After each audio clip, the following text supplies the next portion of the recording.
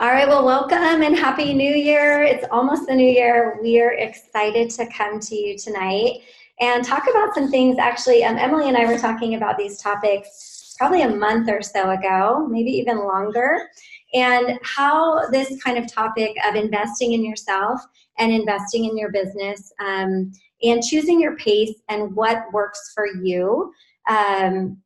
We've been thinking about this for a while, and we've invited Cheryl to share on here. Bev is going to share a few thoughts, and Christy Jax wanted to be with us tonight, but as you guys know, if you're in Utah, there's this horrible barfing flu going around, and it's hitting a lot of people, and unfortunately, it's hit Christy's house. So we know that Plexus can help us be healthy, but it can't fix everything, and it does not get rid of the barfing flu, although it may not last very long.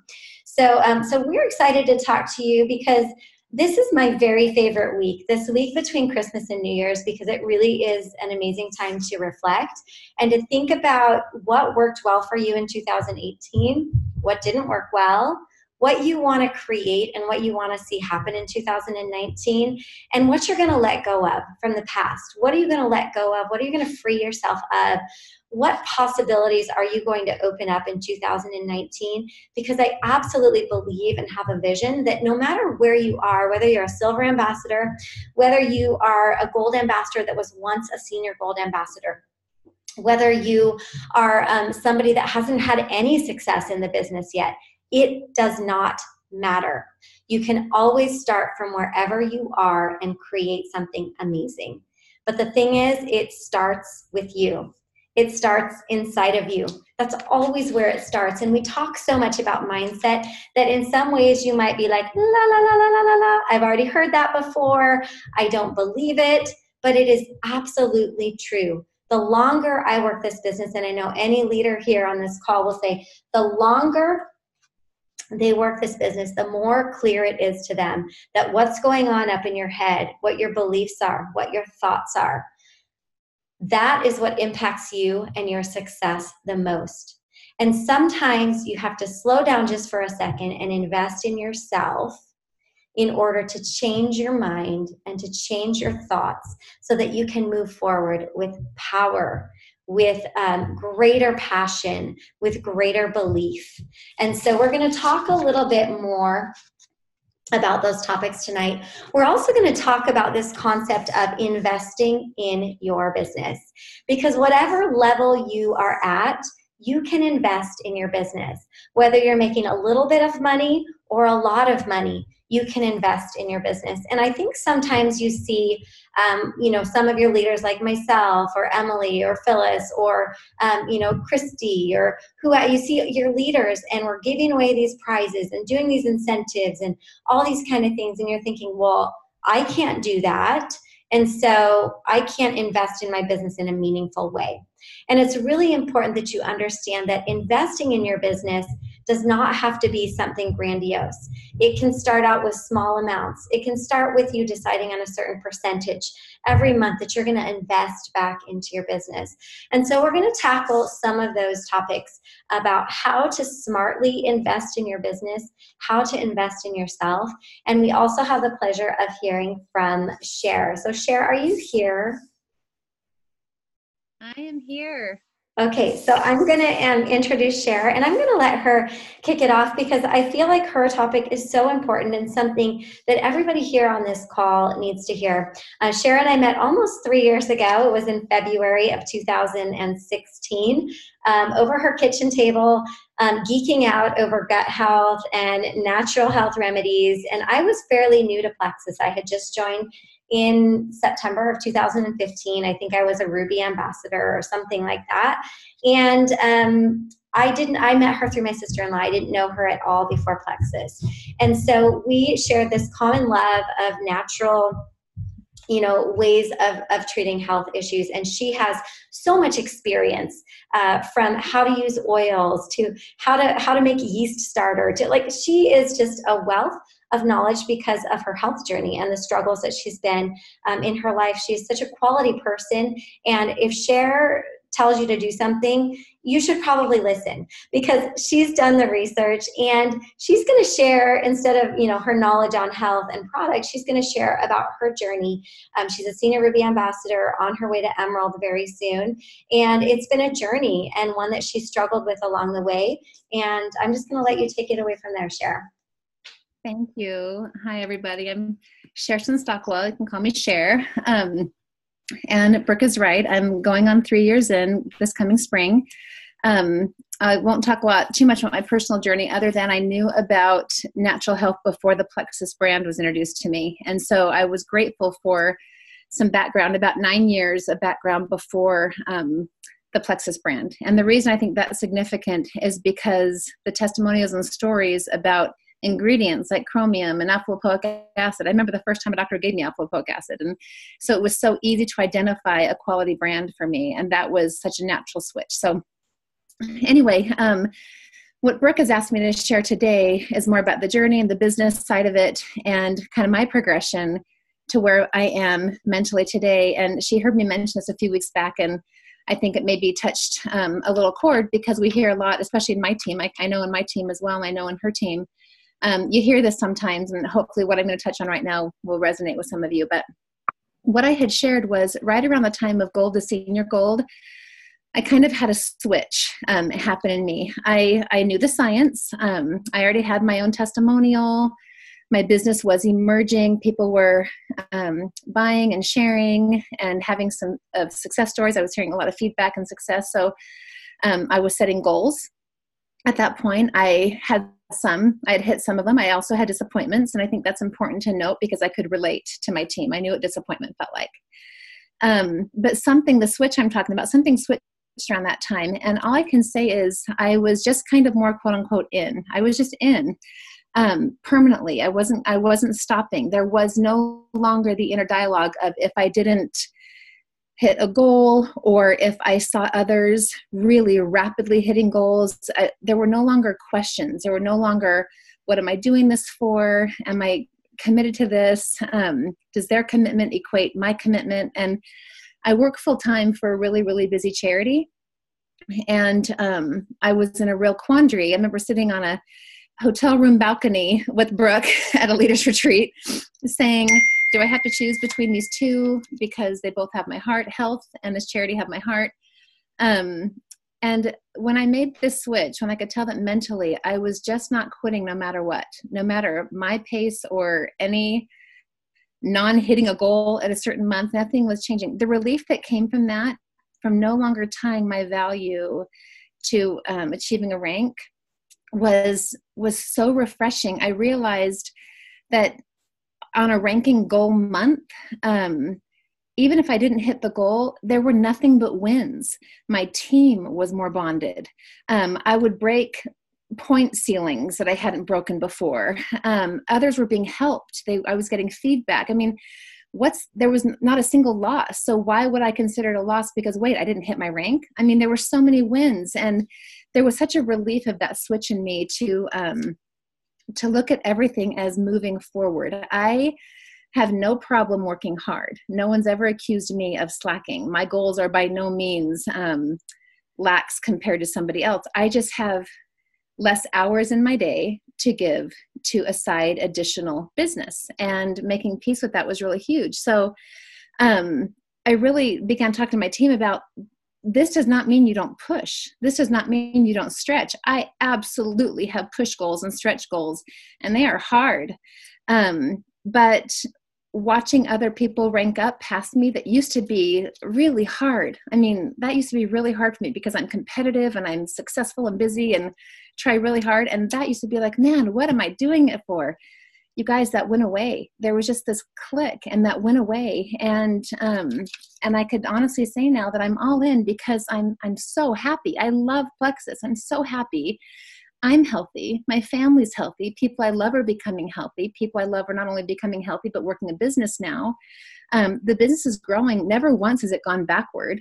I don't think that staring Emerald in the face is anything to complain about. And I really want to emphasize that being comfortable with your pace does not mean coasting. That if that's what you're getting out of this, then I'm not saying it right. So accepting your pace means accepting what works and not giving up. Unfortunately, I have seen people think that they can't press forward because they can't press forward as fast as somebody else. And that's just a shame.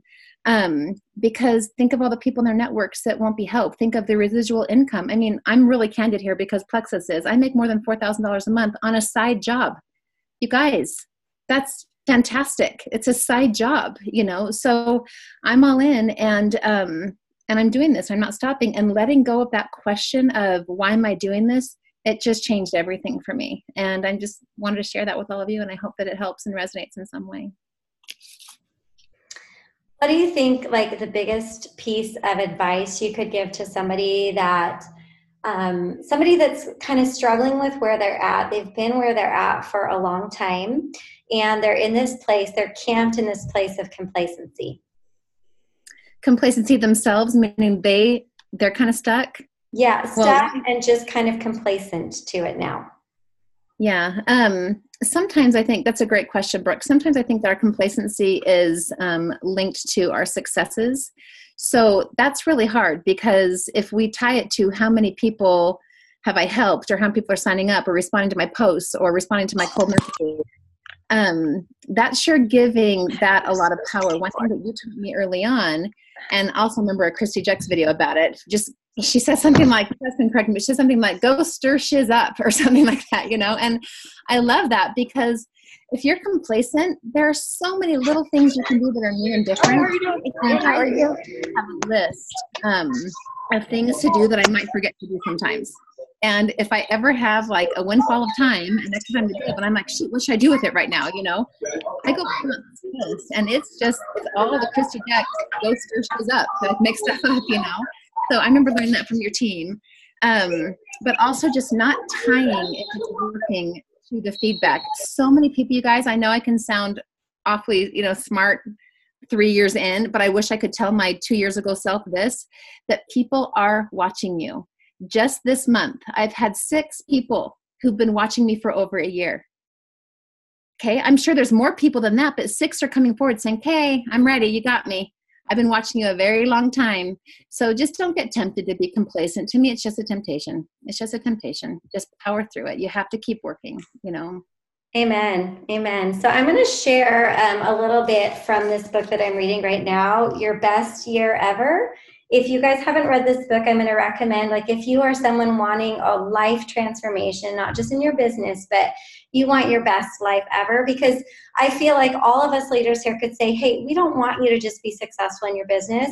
We want you to be successful and happy in your life. But you know what the amazing thing is if you're successful and happy in your life, guess what's going to happen? You're going to be successful and happy in your business. Everything is related. You know, when I worked as a personal trainer, someone would be like, "Oh, I have this left hip pain, and you know, and now it's in my right knee," and I'd be like, "That's because your entire body is interconnected. You can't just work on one part of your body. You have to work on every part." Like Emily, you know, probably doesn't want to do the squats at the gym, but she just wanted to work on her posture. But I see she's doing squats at the gym now, and she's doing those other things, because you cannot isolate and separate and compartmentalize all these parts of your life. If you are deficient in one area of your life, you're not taking care of your spirituality, you're not taking care of your relationships, you're not taking care of your business, you're not taking care of this or that, it's going to seep into other areas of your life. And we want you to have success and joy in all areas of your life. And so this book I am loving, and I'm just starting in it. And he says, there is a difference between I have not won and I cannot win. I have not won and I cannot win. What are you saying to yourself? Are you saying, you know what, I cannot win? Or are you saying, you know what, I have not won yet, but I'm going to win? What is the dialogue that you're having? Because doubt is a goal toxin. If you're doubting that you can do this, it's toxic. It's toxic to your life. It's toxic to your happiness. It's toxic to your future. So I want you to take a look at what you're telling yourself and what your doubts are. And then I want you to create a different story, because it starts with the doubt and it starts with what you're telling yourself. And if you can eliminate those doubts and say different words to yourself, instead of saying, it's not possible, I cannot win, I'm not special enough, I can't do this, I'm not a Cher, I'm not an Emily, I'm not a Dr. Kim, I'm not those things. If you can change that to say, I have not yet won, but I am going to win, your future will start changing right there. So thank you so much for sharing that, Cher. Emily, is now a good time for you to talk a little bit about investing in your business and yourself? We have quiet. Awesome. Children have stopped screaming. Hooray.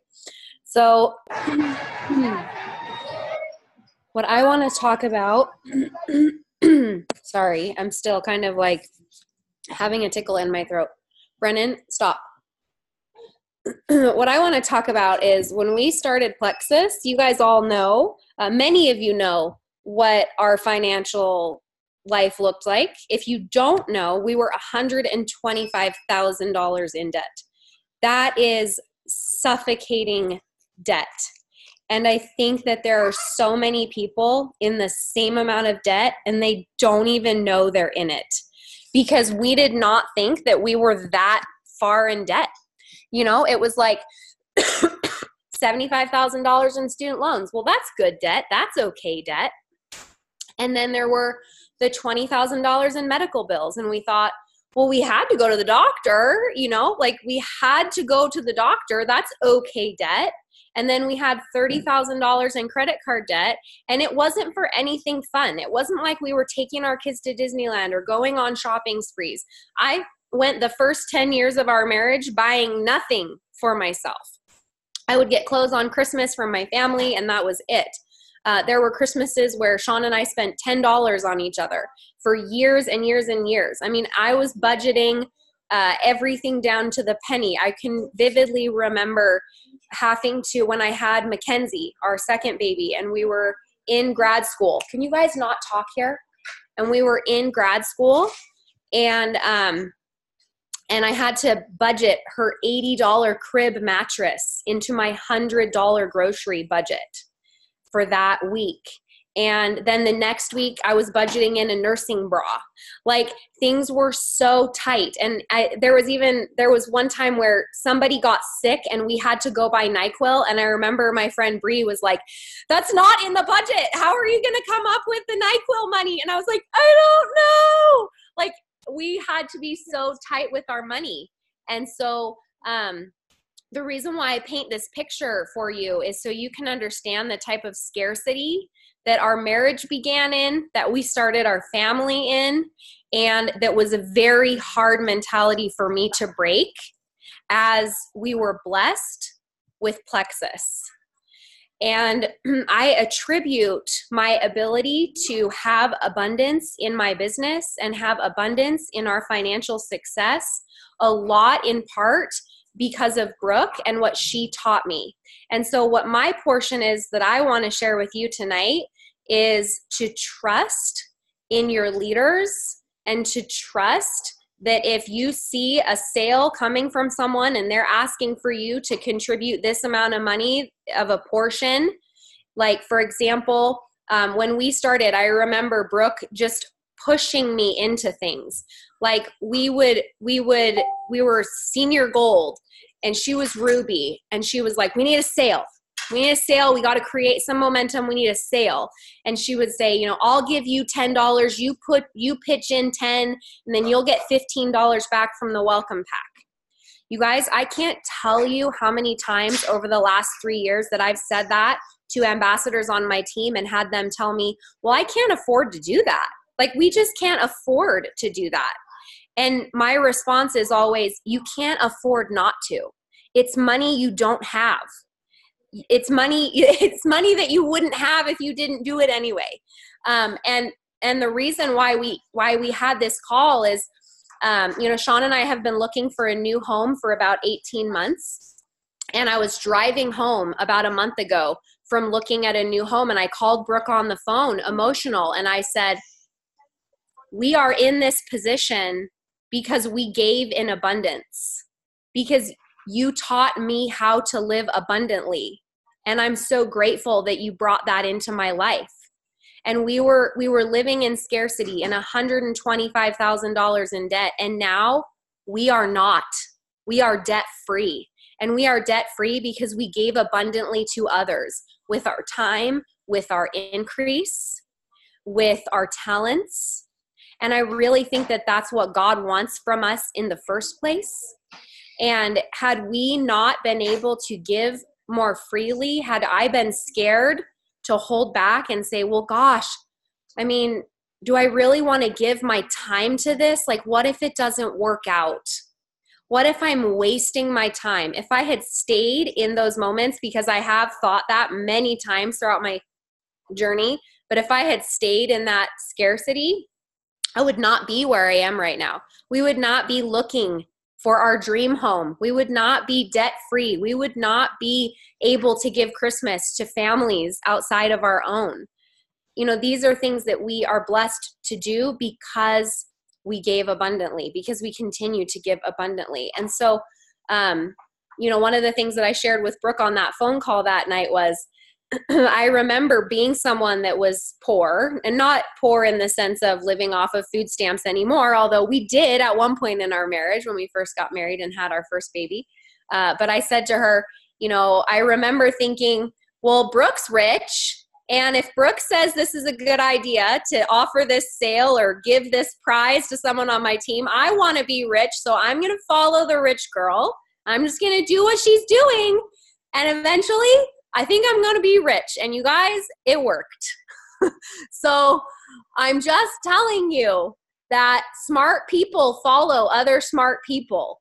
And people who are wealthy tend to follow people who are also wealthy. So if you would like to be wealthy, I would encourage you to do the things that the wealthy people are doing, because it has turned us from being in debt to having true wealth, which is debt-free. That's all. Mic drop. It's true. And so sometimes just talking a little bit more about investing in your business. And then is Bev here as well? Awesome. Just a little note on that. Like, from the very beginning, I have been teaching this, to invest smartly in your business, because any business would invest back into their business. They would do sales. And one of the things with a home-based business is that sometimes, like, inside of us, we just don't think it's like the same thing. But I have treated this like it's a real business from the beginning. And so I have a pulse on my team, and I know that Emily does, and other leaders here, they have a pulse on their team. They can sense, like, you know, when they need to offer something. But it's also taking a look at your teams and who is really trying, whose team is really working, which team would it be smart to invest in. And that's exactly how another company would do. So it's not that you always have to do these blanket things. You might pick a certain team that's working really hard and saying, you know what, I'm going to invest a little bit of time. I'm going to invest some more energy. I'm going to invest a little bit more of my talents, because these people are showing up. And so, you know, that is another smart way to look at investing in your business. In general, if I make $80,000 a month, I give back about 3 to 5%. 3 to 5% invested back into my business. Same with Emily, okay? So if you're making, if you're making $1,000 a month, investing 3 to 5% back in your business is, what is that, like $50? You know, maybe you're going to be a little bit more generous and do $1,000, but $50, great. Start right there. And like Emily said, and like we've always taught, this is money you didn't have before. And one of the things I will always remember is reading John Maxwell's 15 Invaluable Laws of Growth, when he was dirt poor, and he talked about this course that he paid for because he knew he needed that personal development. Back then it was like $600 or $700, and that may as well have been $6,000 or $7,000 nowadays. But he knew he needed to invest in himself, which in turn was investing in his business and his growth. And when he invested in that, he was invested in it. So I will tell you, when you invest in yourself and invest in your business, don't just throw money out there. Actually use what you're investing in. If you're investing money in certain teams, work with those teams, develop those teams. If you're investing in a program, watch the content, study the content, read the books. It will all come back to you tenfold and then some. So Bev, are you here? I'm here. All right. Can you see me? Yes. Okay, awesome, awesome. Well, I'm so excited about this subject because my husband and I, we've started several businesses over the years. And what's really interesting is, you guys, most businesses, you don't make a profit for about 5 years. I mean, honestly, it's so hilarious. But when you're starting a business from scratch, especially the first 1, 2, even 3 years, it's a struggle to really get that business up and going and off the ground. So what's exciting about Plexus is you immediately start seeing a little bit of a profit within the first few months. So when I started Plexus, I thought, okay, the first few months, I'm going to put everything I make back into building my team. So everything I've made so far has all gone back into helping, let's say, I think it was in October or November, we gave $100 incentive to anyone who got someone silver or themselves or someone silver. So I gave $100 incentive to that person. And that was so fun. And people on my team got so excited about it because they were like, okay, $100, all right, I can do a little bit of work, a little bit of extra work for $100. Or we just gave away a tablet to one of the people on my team who got the most enrollments for November, and that was really fun. And then because of that, then Dory, who's right under me, she's a gold, one of my golds, she decided to do a fun tablet, or it was some kind of a Google thing for an incentive for her team. So what's exciting, you guys, is, and they don't have to be big prizes, but what Emily said was perfect. You really can't afford not to invest in your business. If you want to see your team grow and you want to see, you can't just rely on Emily or Brooke or Phyllis or Cher to do those incentives. You have to look at yourself as, I'm the team leader of my team. So even if it's something small, even if it's a cute little MAC makeup kit or, a Plexus keychain or whatever you can start with, this is your team, and you kind of want to boost that morale a little bit and maybe get a little fun started and get some energy going on your team. And nothing does that quite like, oh, let's have a little contest, or let's have a little, just a little bit of team rivalry to see who can get the most enrollments and who can do this. And so I know December's been a little bit of, now this is my first December in Plexus. So after we had such a fun, good month in November, I thought, oh my gosh, the Plexus business, this is it. This is over. I mean, it has come to a screeching halt. It's all done. And so Emily's like, no, just hold on. It's going to get better. So Brooke, and what she's telling us about, speaking positive to yourself, that is such a true thing. What Cheryl said about being committed. I don't know how many of you have read this book, but it's this is a really old version, but it's called Spiritual Roots of Human Relationships. And it's a book by Stephen Covey, and it's amazing. If any of you are struggling with relationships, this is how to get old relationships back, how to mend relationships, how to start new relationships. But when Cheryl said, she said something about, making that promise, making that commitment to, no matter where anyone else is at in the process, what you can do with that commitment. And Stephen Covey, he says right here, he says, the real key to growth is to learn to make promises and to keep them. And I like that, really to make a commitment and then not, and not wishy-washy with it and say, this just isn't working out the way I thought it was. This is a little harder than I thought it was going to be. Oh, this $1,600 just ain't going to cut it. or I could never be as organized as Emily, or I could never be a leader like Brooke. So, you know, you tell yourself these things and you're already setting yourself up for failure. So I like when Cheryl said to make that commitment, to get all in. And that was a little bit hard for me. Emily had to really set me straight one day, and Brooke even got on board with her. I was like feeling a little overwhelmed. I think it was about, how many of you felt overwhelmed when you got to about senior gold? And you're like, oh, dear Lord above, this is not going to work out. I've got all these people in, and I'm not sure I can keep them all on board. So I felt a little overwhelmed because I saw these, how these other gals were doing it. And I thought, oh my gosh, you know, I'm not good enough on social media. I'm not good enough. I'm not a good enough writer. So we tell ourselves these things that I'm not like this person. So therefore I can't succeed. So you're setting yourself up for failure immediately when you do that. So I'll keep it a little short. I know I get long-winded and blah, blah, blah, blah, blah. But really just set some goals for yourself and for your team. But be willing to sacrifice some of that money for your team as you're starting to build your business. Because you guys all know this, in the law of just karma, whatever you put out always comes back to you.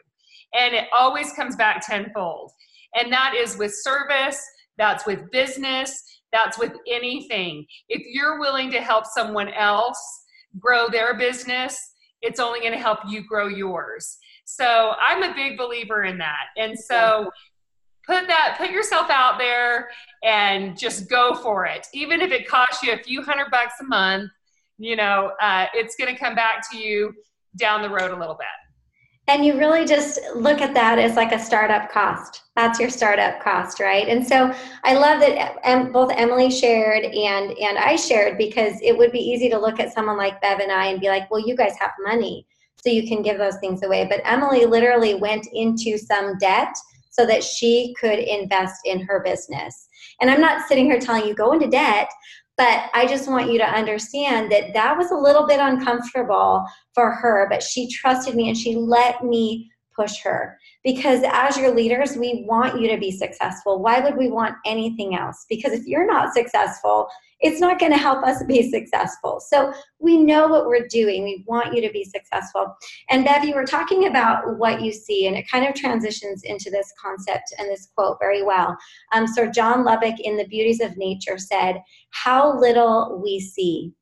What we do see depends mainly on what we look for." So what are you looking for? Are you looking for evidence that you're not good enough? Are you looking for evidence that you don't have enough money to invest back in your business?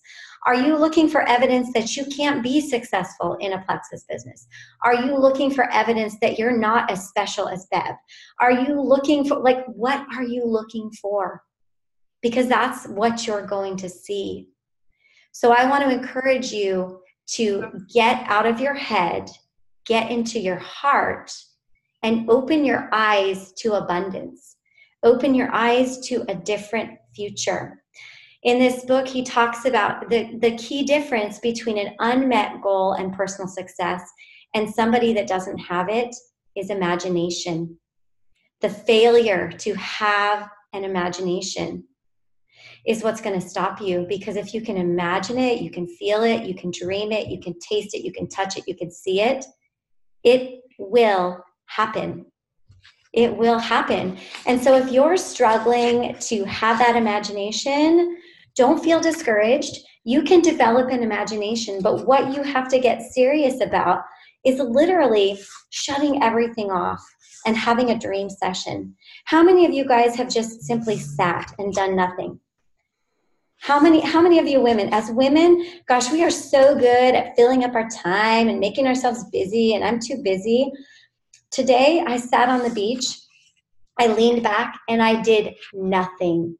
I didn't get on my phone, I didn't read a book, I just sat there and I listened to the waves, and I did nothing. And I started dreaming, and I started thinking, about what 2019 was going to be. And so I challenge you and I encourage you to sit for a moment or two or three or an hour and do nothing and start imagining what your future is going to be like. Because when you use your imagination, you're going to unlock really the secret to your success. And so what I want you to know is that using your imagination and accomplishing the things that you think you can't accomplish always start with you believing that you are up to the challenge, that you are capable. And if you're struggling with that, I get it. I understand. Emily understands. Cher understands. Bev understands. Everybody that's here that's been successful in their business has been in a place once, twice, 3 times, 10 times, 20 times where they felt like they weren't up to the task, but they kept going. And so if you're in a place of doubt, you're in a place of fear, you're in a place of scarcity, I want you to know that if you keep going and if you let yourself imagine and you let yourself dream, those things are so sweet and so tasty that that's what you're going to want. That's what you're going to go after. And you're not going to stop until you get it. I can't even tell you the number of times I've been running or walking and listening to a talk or listening to some music and just tears like streaming down my face because I could feel the dream. I could just feel it all through my body. And if you have never let yourself go there, I just want to encourage you this week, let yourself go there to a place where you dream about what it is you really want. Nothing is foolish. Nothing is ridiculous. Whatever it is you really want, let yourself go there and feel it and taste it. And then you will do the things that you need to do to get there. You can do it with peace and harmony. Gaby, you've never done that in your life. It's time to start doing it. Because if you can't see it, you can't be it. You have to see it to be it. And there's nothing more special about any of us that have been successful except that we kept going. We kept improving ourselves. We invested in our business. We invested in the painful personal growth because personal growth is not easy. And so if you guys will do these things, we know absolutely that 2019 can be your very best year. It absolutely can be your very best year. And I know that all of us here, like that is really our heart's desire, is that you can have that happiness and abundance and those things that you have not claimed, have not admitted, have not dreamed about, have not really done the work to get, that you'll step into that and really embrace that and do that in 2019. So that's what we got for you tonight. Anybody want to add anything to that? We're good? All right, Happy New Year. One more day, work hard, but you know what? When Friday comes to an end, you don't stop because it's just a sale. And there's another day and another day and another day. And so we just keep going and we just keep doing our best. Love you guys so much. Happy New Year. Have a good night.